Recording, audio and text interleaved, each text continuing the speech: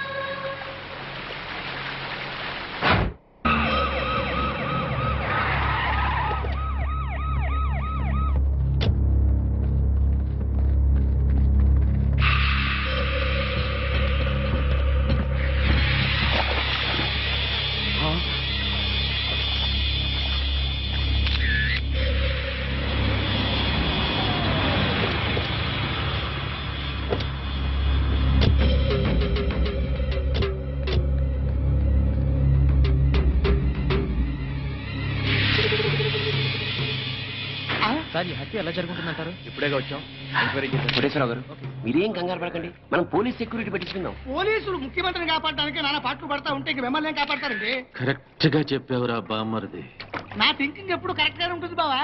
అందుకే ఓ 25-30 లక్షల రూపాయలు నా పేరు పెట్టేవనుకో, ఓ చిన్న ఇల్లు కొనుక్కుని చచ్చిపోయిన వాడు పెద్దదినున్నాడు స్టీల్ గ్లాస్ మీద పేరు రాయించుకున్నట్టు నా ఇల్లు మా బావ ధర్మం అని నీ పేరు రాయించుకుంటాను బావా. మంచి చెడు లేకుండా నోటికి ఏదో ఒకటేటమేనా? ఆడెప్పుడు జరిగేదే చెప్తాడు. మీకేమన్నా పిచ్చెక్కిందా? బాలవాక్కు బ్రహ్మవాక్కు అని బామ్మర్ది వాక్కు బ్రహ్మవాక్కు ఏమిటండి? బామ్మర్ది, ఆ స్వామి వాడి పెళ్ళాం పోతే ₹1 కోటి రాయించు, నేను పోతే ఆస్తి మొత్తం రాయించుకోరా. అయినా నీకేం కాదులే బావా, 100 ఏళ్ళు బతుకుతావు. బావమరిది అంటే బ్రతకూరేవాడు అర్థం. బతకగోరేవాడు అయితే ఆస్తి ఎందుకు రాయమంటావు? నేను బతకూరినంత మాత్రం మా బావ బతుకుతాడు. ఆ స్వామి బతకనివ్వాలి కదా. అనుమానం లేదు రఘు, ఈ మర్డర్ కూడా ఆ స్వామి చేసి ఉంటాడు. ఇన్ని మట్టలు చేస్తున్నా కూడా మన డిపార్ట్మెంట్ చిన్న క్లూ కూడా దొరకకుండా చేస్తున్నాడు. అది కదా హైలైట్. ఏంటా అర్ధరాత్రి పూట? ఏం లేదండి, స్టేట్ క్లబ్ ఓనర్ బాపిరెడ్డి గారిని చంపిన వాళ్ళని నేను ప్రత్యక్షంగా చూశానండి. ఎవరు? నా చెల్లెళ్ళు సీత గీత సార్. అలానా? ఎలా చంపారు సార్ తమరు చెల్లెళ్ళు? రోట్లో కందిపప్పుని రోకలితో దంచినట్టు దంచి నీళ్ళల్లో ముంచి చంపేశారు సార్. అబ్బా, మీ చెల్లెళ్ళకి సపోర్ట్ గా ఆ వీరప్పన్ కూడా వచ్చాడా సార్? వీరప్పన్ రాబట్టే కదా సార్ మా చెల్లెలను పట్టుకోలేకపోయాను. అవునా? తుపాకీతో భయపెట్టాడా సార్? లేదండి, ఏనుగు దంతంతో పొడుస్తానికి వచ్చాడు సార్. ఏంట్రా నువ్వు పోలీసులతో ఆడుకుంటావురా? జడ్జి గారు, జడ్జి గారు, ఈ సమాజంలో న్యాయం జరగదా? న్యాయం చేతులు ఎంత పొడవైనా సాగుతాయంటారు. మరి అదే నిజమైతే ఈ రోజు స్టేట్ క్లబ్ ఓనర్ హత్య జరిగేది కాదు కదా అంటున్నాడయ్యా స్వామి. సార్, ఏమి సారయ్యా, మీరు ఆ రోజే అడవికెళ్ళి అతని చెల్లెళ్ళని పట్టుకుని ఉంటే ఈ రోజు ఈ మటర్ జరిగేదా? జరిగేది కాదు సార్. అంటే స్వామి చెప్పినట్టు మీరు డ్యూటీ చేయకుండా తప్పతాగి పడుకుంటున్నారు అన్నది నిజం అన్నమాట. Sorry sir. I don't want your explanations.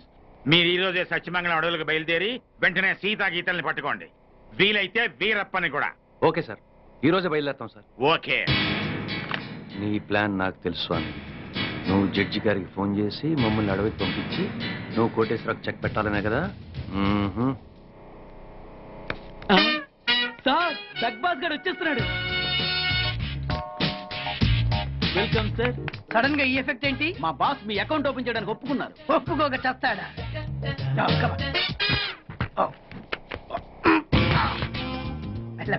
Thank you.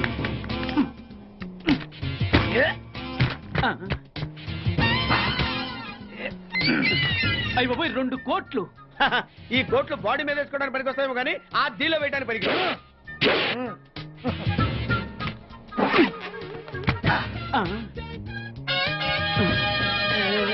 అటు అటు.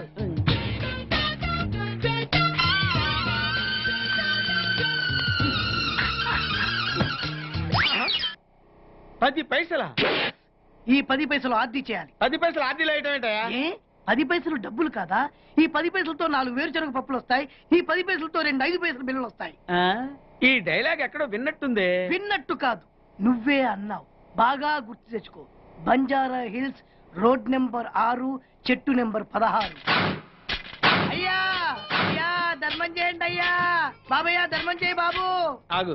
వెతికయ్యా నిమ్మలకి వెతికయ్యా కింది జేబులో చూడయ్యా నోట్లు వెతికయ్యా అయ్యా దీంట్లో చూడయ్యా 50 రూపాయలు అయ్యా తీసుకో. 10 పైసలా ఏం 10 పైసలు పైసలు కాదా? 10 పైసలు పెడితే 4 వేరుశనగ పప్పులు వస్తాయి. 10 పైసలు పెడితే 2 5 పైసలు బిళ్ళలు వస్తాయి.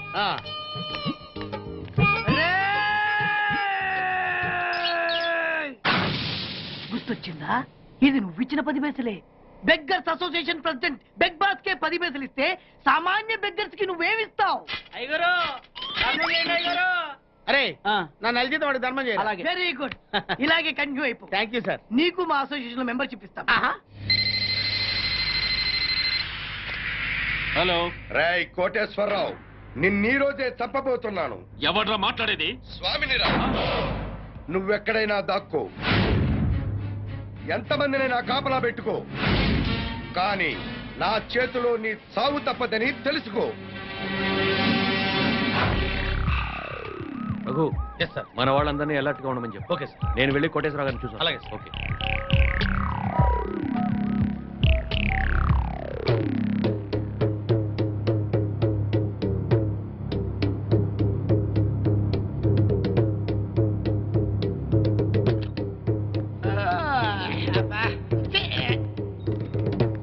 ఏంటి బాబా అర్ధరాత్రి గడి మధ్యలో తరువు నువ్వు పడుకోవు ఎవరిని పడుకోనేవో అయినా నువ్వు మధ్యలో వాయించినంత మాత్రాన ఆ స్వామి రావడం మానేస్తాడా? ఆ స్వామి గారు నెరవేరకుండా పోద్దా?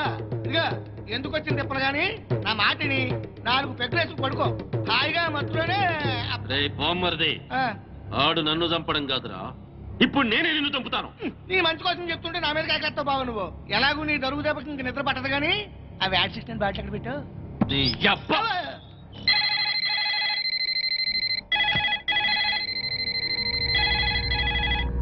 కోటేశ్వరరావు గారు, లిఫ్ట్ చేయండి. హలో, నేను ఎస్పీని మాట్లాడుతున్నాను. అక్కడ ఇన్స్పెక్టర్ బెనర్జీ ఉన్నాడా? సార్ మీరు పెట్టండి సార్. సార్ నేను బెనర్జీ మాట్లాడుతున్నాను sir. Banerjee, yes sir. Koteswara Rao గారికి వాళ్ళ ఇంట్లో సేఫ్టీ లేదు. మన కంట్రోల్ రూమ్కి తీసుకురా with protection. Yes sir. Sir మా ఎస్పీ గారు మిమ్మల్ని మా కస్టడీలో ఉంచమని ఆర్డర్ వేశారండి. వెళ్దాం పదండి. రఘు సార్, అందరిని ఫాలో అవ్వమని చెప్పు. Come on take. Yes sir. Constable రండి, ఫాలో మీ. Yes sir. మీరు ఎక్కండి సార్. త్వరగా.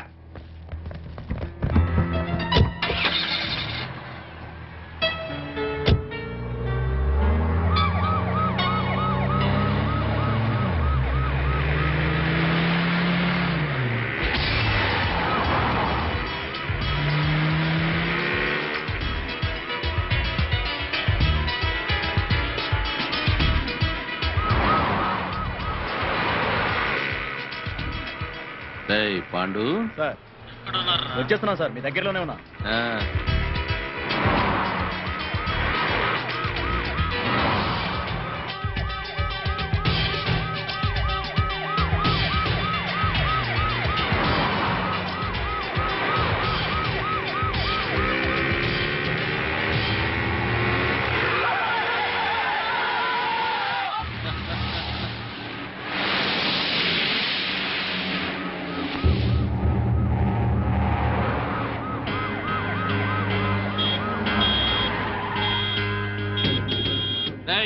ఏమిట్రా రోడ్డు గడ్డం కాపావు? ఆపలేదు సార్, ఆగిపోయింది.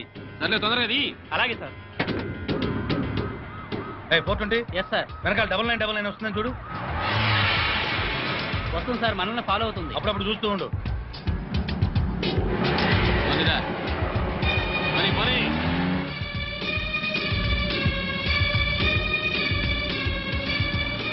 ఏమైపోయిందిరా పోలీస్ జీపు? కనపడదే? అదే అర్థం కావట్లేదు సార్. పోలీసులు ఎవరు కనపడలేదురా? ఏమైపోయారు?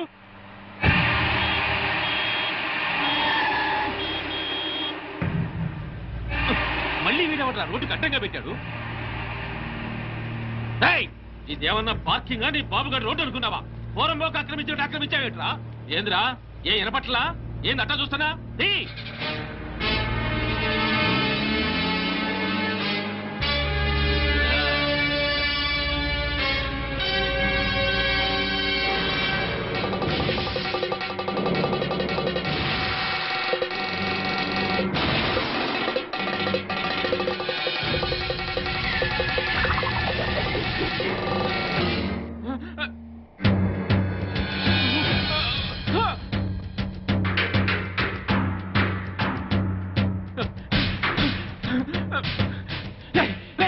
చచ్చారా? నా వెనకాల ఫాలో అవ్వమని చెప్పాను కదా. మీకోసమే వెతుకుతున్నా సార్. ఎక్కడున్నారు సార్? నేను ఈ అల్యూమినియం ఫ్యాక్టరీ దగ్గర ఉన్నాను. తొందరగా వచ్చావండి.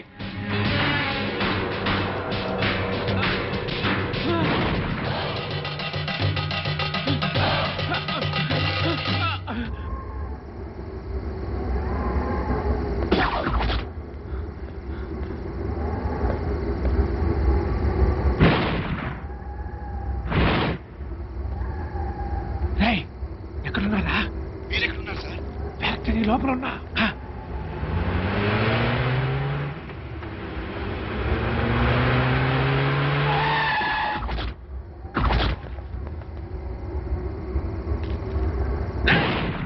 స్వామి, నువ్వు మాస్టర్ ప్లాన్ వేసి పోలీసుల్ని మధ్యలో మాయం చేస్తావని తెలిస్తే నా ఏర్పాట్లలో నేను ఏంద్ర దిష్టిబొమ్మలాగా చూస్తారు.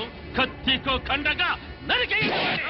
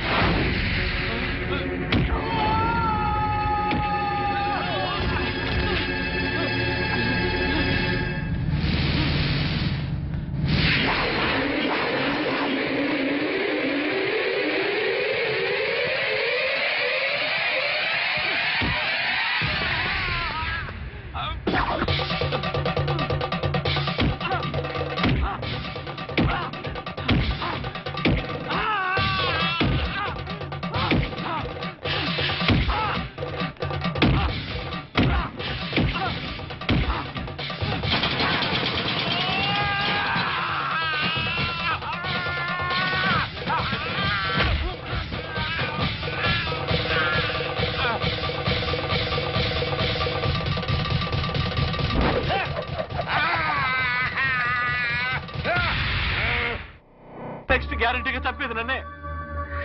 నీ మాట విని ఆ పోస్ట్ మార్టం రిపోర్ట్ తప్పుగా రాసిచ్చి నా ప్రాణం ఎదుగు తెచ్చుకున్నాను రా. వినబడుతుందా? ఇప్పుడు నన్ను కాపాడవలసిన బాధ్యత కూడా నీ మీద ఉన్నవరే ఉమాపతి. నన్ను కాపాడరా. అరేరా, ఇప్పటిదాకా ఈ కేసులో నా మాట విన్నావు కాబట్టి ఇప్పుడు కూడా నా మాట విని వెంటనే వెళ్ళి ప్రెస్ మీట్ పెట్టు. ప్రెస్ మీటా? ప్రెస్ మీట్ ఏమిట్రా? నేనిచ్చిన పోస్ట్ మార్టం రిపోర్ట్ కరెక్ట్ అయింది కాదు, మిస్టేకన్ ఐడెంటిటీ అని చెప్తే మన వాళ్ళని మర్డర్ చేసిన కేసులని ఆ మొగుడు పెళ్ళాల మీదకి రావాలంటే చనిపోయింది సీతా గీతలను రుజువు చేస్తే చాలరా. వెంటనే వాళ్ళ లోపల మిస్టేకన్ ఐడెంటిటీ మూలంగా పోస్ట్ మార్టం రిపోర్ట్ విషయంలో పెద్ద పొరపాటే జరిగిపోయింది. నర్సాపూర్ ఫారెస్ట్ లో హత్యగాయింపబడింది 35 సంవత్సరాలున్న ఆడవాడు కాదు, 17-18 సంవత్సరాలున్న ఆడపిల్లలు. అయితే చనిపోయింది మెడిసిన్ స్టూడెంట్ సీతాగీతలు అయి ఉంటారా సార్? 100% 100కి 100 చనిపోయింది సీతాగీతలే. No doubt about it. నా వలన జరిగిన ఈ పొరపాటును క్షమించమని ప్రజలు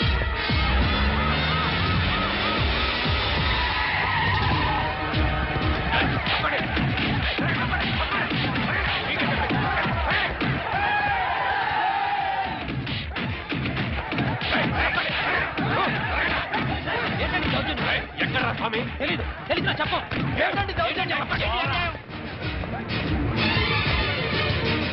ఎక్కడే నీ మొగుడు?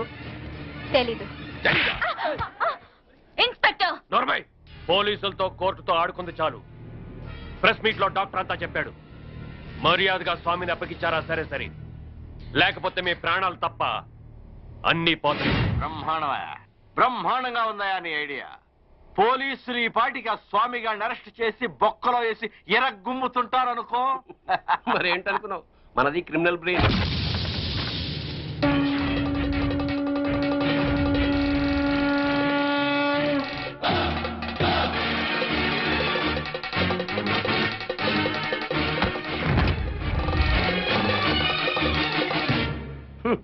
నీ క్రిమినల్ బ్రెయిన్ తోనే ఈ సుబ్బారెడ్డి ప్రెస్ మీట్ పెట్టాడు.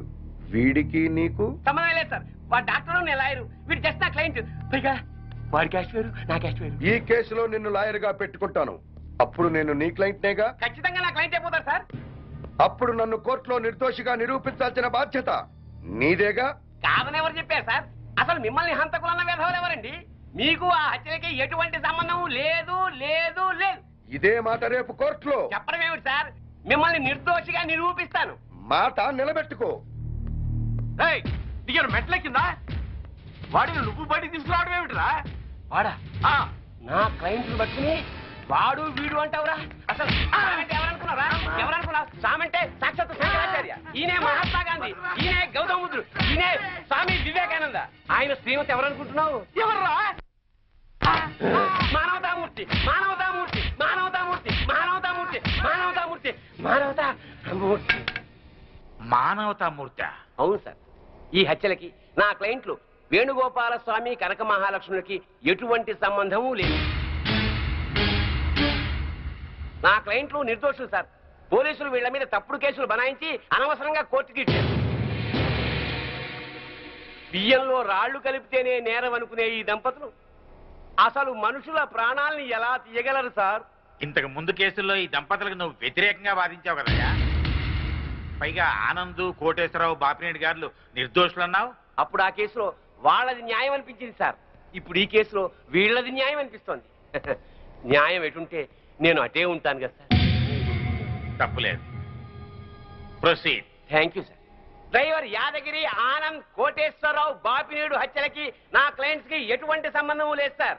కావాలనే ఈ పోలీసులు నా క్లయింట్ల మీద లేనిపోని ఆరోపణలతో కోర్టుని తప్పుదారి పట్టిస్తున్నారు సార్. సంబంధం లేదని అంత గట్టిగా ఎలా చెప్తున్నారు? సాక్ష్యం ఉండాలి కదా. సాక్ష్యం లేకుండా ఎలాగ సార్? అసలు కోర్టు వారికి కావాల్సిందే అది కదా. నమస్కారం సార్. ఇంతకు ముందు సీతాగీతల హత్య కేసులో పోస్ట్ మార్టం రిపోర్ట్ ఇచ్చిన డాక్టర్ నేనే సార్. ఆయన ఆ డెడ్ బాడీ సీతాగీతలవి కావని, 35 ఏళ్ల వయసున్న వేరే ఆడవాళ్ళమని ఇదే కోర్టులో రిపోర్ట్ సబ్మిట్ చేశాను సార్. ఆ డెడ్ బాడీ సీతాగీతలవి కావని చెప్పడానికి వచ్చాను సార్. ఏమిటయ్యా, నీ వల్లే కదా ఈ కేసు మళ్ళీ మోసుకొచ్చింది. చనిపోయింది 35 ఏళ్ల వయసున్న వాళ్ళు కాదు, 18 ఏళ్ల వయసున్న వాళ్ళు అని నిన్న ప్రెస్కి నువ్వే కదా చెప్పావు. చెప్పాను సార్. అలా చెప్పాల్సి వచ్చింది సార్. ఈ పోలీసులు నన్ను కొట్టి చిత్రహింసలు పెట్టి ఆ రకంగా చెప్పించారు సార్. కావాలంటే చూడండి సార్. చూడండి సార్, చూడండి సార్, ఎలా కొట్టారో చూడండి సార్. సార్ ఆయన చెప్పేదంతా అబద్ధం సార్. మాకేం తెలీదు. కొట్టామని ఎప్పుడైనా ఒప్పుకున్నారా మీరు?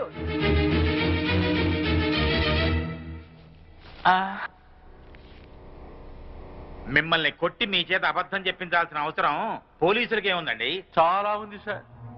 మీరేమో నేరస్తులైన సీతాగీతల్ని పట్టుకోమని పోలీసుల మీద ఒత్తిడి చేస్తున్నారు. వాళ్ళేమో అడవిలో వీరప్పని దగ్గర ఉన్నారు. ఈ పోలీసులకు అడవిలో ఉన్న వీరప్పన్ దగ్గరికి వెళ్ళడానికి ధైర్యం చాలక, ఇటు మీకు ఏం చెప్పలేక మధ్యలో నన్ను నానా చిత్రహింసను పెట్టి ఆ చనిపోయిన వాళ్లే సీతా గీతలని నా చేత తప్పుడు రిపోర్ట్ చెప్పించారు సార్. ఐఎమ్ సారీ సార్, క్షమించండి సార్.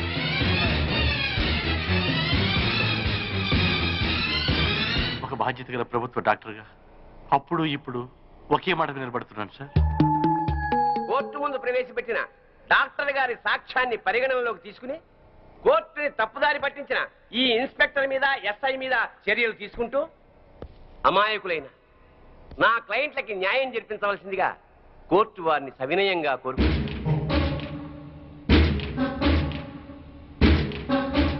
ప్రభుత్వ డాక్టర్ వాంగ్మూలాన్ని, పోస్ట్ మార్టం రిపోర్ట్ ని ఈ కేసులో సాక్ష్యాలుగా పరిగణించి చనిపోయిన వాళ్ళు సీతా గీతలు కాదు అని కోర్టు నిర్ధారించడం అయింది.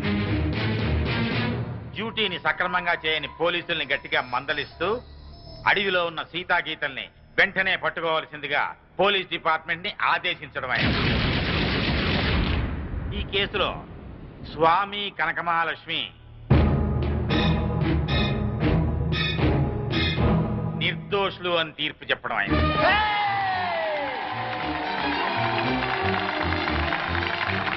ఆగండి ఆగండి ఆగండి.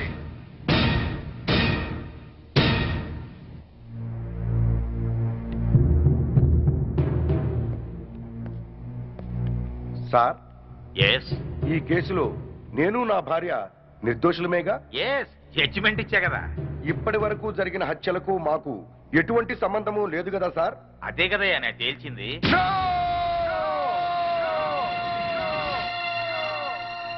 ఆ భగవంతుని సాక్షిగా, ఈ న్యాయస్థానం సాక్షిగా అసలు నిజం చెప్తున్నాను సార్. ఈ హత్యలన్నీ నేనే చేశాను.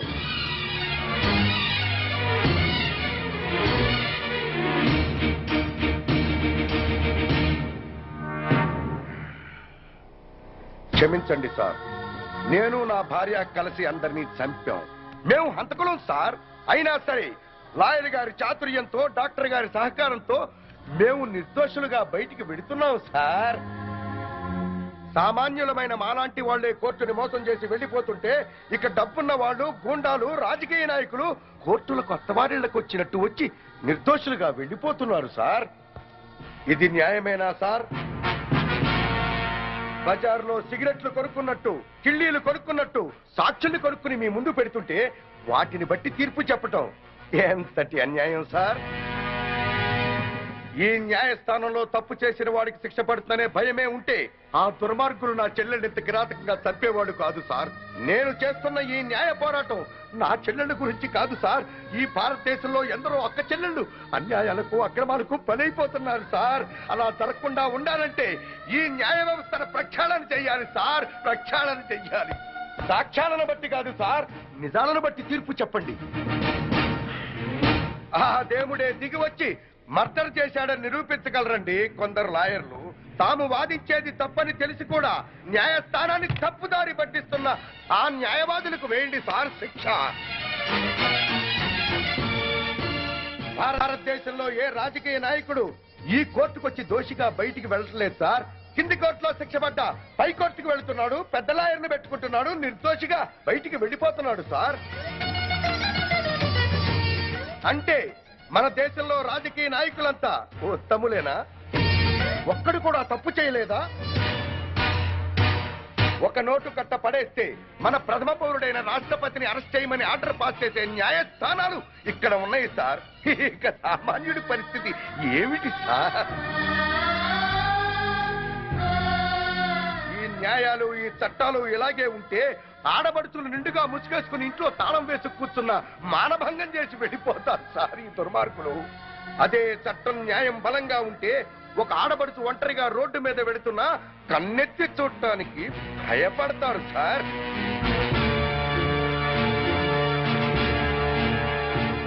మీ ఐపీసీలో అచ్చు తప్పులు కాదు సార్, కొన్ని అచ్చంగా మాత్రమే ఉన్నాయి. చిన్న పిల్లలు చదివే పాఠ్య పుస్తకాల్లో అచ్చు తప్పులు ఉంటే అదేదో పెద్ద తప్పుగా భావించి వెంటనే వాటిని సరిచేస్తున్నారే.